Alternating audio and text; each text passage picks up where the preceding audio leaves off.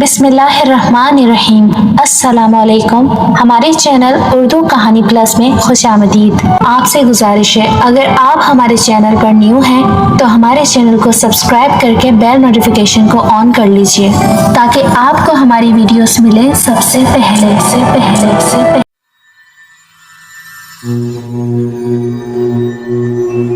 कहते हैं वक्त को कभी बुरा नहीं कहना चाहिए, मगर ना जाने कैसा दौर आ गया है। ये वाकया हमारी एक जानने वाली खातून के साथ चंद साल पहले पेश आया था। उन खातून का नाम हानिया था। हानिया एक बहुत नेक और ईमानदार खातून है। उनके 3 बच्चे हैं। जब ये वाकया पेश आया तो उनमें से 2 की शादी हो चुकी थी, जबकि छोटा बेटा स्कूल में पढ़ता था। हानिया बाजी के शोहर भी बहुत नेक और सीधे साधे हैं, मगर वो बहुत बाउसूल और खरे इंसान हैं। ना वो गलत काम करते हैं और ना गलत काम करने वालों को बर्दाश्त करते हैं। हानिया बाजी ने अपने घर में ही सैलून खोल रखा था, जो बहुत अच्छा चल रहा था। हानिया बाजी किराए के घर में रहती थीं और जल्द से जल्द अपना ज़ाती घर खरीदना चाह रही थीं, जिसके लिए वो पार्लर में दिन रात मेहनत कर रही थीं। उन्होंने कोई हेल्पर भी नहीं रखी थी और खुद ये सारा दिन घर और पार्लर में जिम्मेदारी संभाल रही थीं। हानिया बाजी के पड़ोस में एक औरत रहती थी जिसका नाम नसरीन था। वो कोई 4-5 साल से उनकी पड़ोसन थी और उसका हानिया के घर आना जाना था। जिस तरह हर मोहल्ले में खवातीन मिलकर कमेटी डाल लेती हैं, उसी तरह नसरीन और हानिया बाजी ने भी कमेटी डाली हुई थी। हानिया बाजी ने काफी बड़ी कमेटी डाली हुई थी क्योंकि वो अपना घर खरीदने के लिए पैसे जमा कर रही थी। हानिया बाजी की कमेटी निकली तो उनके पास 10 लाख रुपए थे। अभी वो बैंक में रखवाने जा रही थी कि नसरीन सख्त घबराई हुई उनके घर आ गई और उनको बताया कि उसके घर चोरी हो गई है और उसकी बेटी का सारा जेवर कोई चुरा कर ले गया है। नसरीन के 2 बच्चे थे। बेटी बड़ी थी और उसकी शादी होने वाली थी, जबकि बेटा हानिया बाजी के बेटे के स्कूल में ही पढ़ता था। नसरीन की परेशानी देखकर हानिया ने 10 लाख रुपए उसके हवाले कर दिए। नसरीन ने वादा किया कि वो 1.5-2 महीने में वो पैसे लौटा देगी, मगर चंद रोज बाद तो हानिया पर जैसे हैरत का पहाड़ टूट गया। नसरीन रातों रात अपनी पूरी फैमिली समेत गायब हो गई। वो भी किराए के घर में रहते थे और उसका शौहर भी वहीं कहीं काम करता था। वो इतनी खामोशी से फरार हुए कि किसी को पता तक नहीं चला। यहाँ तक कि उसने कब अपने बेटे को स्कूल से निकलवा लिया, किसी को इल्म नहीं हुआ। हानिया इतनी शौक थी कि बीमार पड़ गई। 10 लाख रुपए उनके लिए बहुत बड़ा अमाउंट था। उनके खून पसीने की कमाई थी। सबसे ज्यादा डर उन्हें उस बात का था कि उनके शौहर को उनकी बेवकूफी पता चल गई तो वो बहुत नाराज होंगे। हानिया बेचारी इतनी कमजोर हो गई थी कि पार्लर भी नहीं जा पा रही थी। एक दिन उनकी एक क्लाइंट उनसे मिलने आई। उसका नाम शमा था। शमा हानिया बाजी के शौहर की कजन भी थी। शमा हानिया की हालत देखकर हैरान रह गईं। उसकी पूछने पर हानिया ने पूरी कहानी उसे सुना दी। शमा ने गौर से सारी तफसील सुनी और पूछा कि उनके पास नसरीन की कोई तस्वीर है। इत्तेफाक से हानिया के पास किसी फंक्शन की नसरीन की तस्वीर मौजूद थी।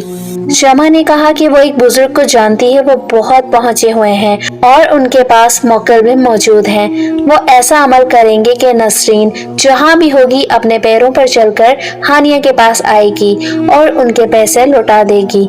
हानिया को शमा की बातों से हौसला तो मिला, मगर उनको अपने शौहर का खौफ था क्योंकि वो ऐसी बातों और पीरों फकीरों के सख्त खिलाफ थे। शमा ने कहा कि वो बाबा को उस वक्त हानिया के घर लाएगी जब उनके शौहर मौजूद नहीं होंगे और उनको इल्म नहीं हो सकेगा। किस्सा मुख्तसर, एक दिन शमा उन बुजुर्ग को हानिया के घर ले आई। हानिया हैरान रह गई। सिवाय लंबी काली दाढ़ी के उन हजरत में ऐसी कोई चीज मौजूद नहीं थी कि उनको बुजुर्ग कहा जाए। गंदे कपड़े, काला सिया रंग, लाल सुर्ख घूरती और जायजा लेती आंखें और इंतहाई मकरू मुस्कुराहट। खैर, ना चाहते हुए भी हानिया ने उस आदमी को पूरा वाकया सुना दिया और नसरीन की तस्वीर भी दे दी। शमा ने कहा था कि ये बाबा खल्के खुदा की खिदमत करता है और एक पैसा भी नहीं लेता, और उस वक्त बाबा ने भी पैसों का कोई तस्करा नहीं किया। बाबा ने हानिया के पूरे घर का मायना किया, हर खिड़की और दरवाजे पर ना जाने क्या पढ़कर फूंका और जाते हुए घर के गेट पर ढेर सारा सरसों का तेल डालकर चला गया। दूसरे दिन से हानिया की जहनी हालत अजीब सी हो गई। बीमार तो वो पहले ही थी, उनका जहन जैसे माऊफ हो गया। वो बाबा उन्हें हर दूसरे दिन फोन करता और पैसों का तकाजा करता, कभी 5,000 तो कभी 10,000। हानिया का जहन जैसे उस शख्स ने हिप्नोटाइज कर लिया था। वो उसकी हर फरमाइश पूरी कर रही थी, मगर उनको अच्छी तरह मालूम था कि उनके साथ कुछ बहुत गलत हो रहा है। हानिया बाजी के बैंक अकाउंट में चंद लाख रुपए मौजूद थे, जिनका इल्म शमा को था, क्योंकि शमा उनके शोहर की रिश्तेदार थी और उसके पार्लर में भी हमेशा से आना जाना था। हानिया बाजी बुरी तरह उस शख्स के चुंगल में घिर गई थी, मगर उनके अंदर किसी को कुछ भी बताने की हिम्मत नहीं थी। हानिया बाजी ने उस बाबा को अक्सर रात के वक्त उनके घर के आसपास मंडलाते और पुरस्कार हरकतें करते देखा था। हैरत की बात ये थी, वो सिर्फ उस वक्त फोन करता और दिखाई देता जब उनके शोहर घर पर नहीं होते थे। फिर एक दिन हानिया की शादीशुदा बेटी फरीहा उनके पास रहने आ गई। वो बहुत ही नेक और इबादत गुजार लड़की है।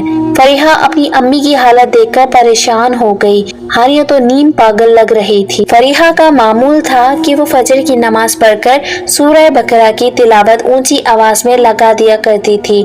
हानिया बाजी को तिलावत सुनकर अपने अंदर बहुत फर्क महसूस होने लगा। उनके जहन से जैसे बादल छटने लगे, धुंध साफ होने लगी, लेकिन उसके साथ ही डरावने ख्वाबों का सिलसिला शुरू हो गया। शमा उनको बहुत खराब हुलिये में नजर आती थी, बिखरे बाल, खून बरसाती आंखें जैसे कोई जादूगरनी हो, और वो उनको धमकियां देती, मुझे भगाना चाहती है, मैं ऐसे नहीं जाऊंगी, तुझे तबाह करके जाऊंगी। हानिया बुरी तरह खौफजदा हो गई थी। फिर एक दिन हानिया को उस शैतान बाबा का फोन आया। वो बहुत नाराज हो रहा था और कह रहा था, तुम घर में जो तिलावत चला रही हो वो फौरन बंद कर दो, मेरा अमल खराब हो रहा है। अगर तुमने तिलावत बंद नहीं की तो तुम्हारे पैसे नहीं मिलेंगे और तुम्हारे साथ बहुत बुरा होगा, बहुत बुरा। मगर हानिया उसकी हकीकत समझ गई थी। उन्होंने अपनी बेटी को सारी बात बता दी और फरीहा ने भी अपने अब्बू को एतमाद में लेकर सारा किस्सा सुना दिया और वादा लिया कि वो हानिया पर गुस्सा नहीं करेंगे। हानिया की हालत इतनी खराब थी कि जाहिर है उन्होंने क्या गुस्सा करना था। वो तो दिल से चाहते थे कि हानिया ठीक हो जाए। खैर, उन्होंने सबसे पहले हानिया का मोबाइल नंबर तब्दील किया ताकि वो बाबा उन्हें कॉल ना कर सके, और फरीहा ने सूरह बकरा की तिलावत सुबह शाम करना शुरू कर दी, जिसकी बरकत से हानिया आहिस्ता आहिस्ता बिल्कुल सेहतमंद हो गई। नसरीन ने तो पैसे वापस न देने थे न दिए। जैसे कि शमा हानिया के शोहर की कजन थी और वो उसको हमेशा से जानते थे, मगर शायद आप किसी को कभी भी नहीं जान सकते। एक दिन बल्कि एक रात इत्तेफाकन हानिया के शोहर शमा के घर बगैर इत्तला पहुंच गए। उसके घर में उस वक्त एक गंदे होलिये लंबी काली दाढ़ी वाला शख्स मौजूद था। उसका होलिया वही था जो कि हानिया ने बताया था। वो और शमा एक साथ एक सोफे पर बैठे थे। उनके पास अजीब व गरीब चीजें रखी थी, जैसे बहुत सारे बाल, अंडे के छिलके, टूटी हुई चूड़ियां और कपड़ों के टुकड़े। यानी शमा और वो शख्स मिलकर शैतानी अमल करते थे। शमा लोगों को घेर घार कर बाबा से मिलवाती थी और वो फरेब देकर उनको लूट लिया करते थे।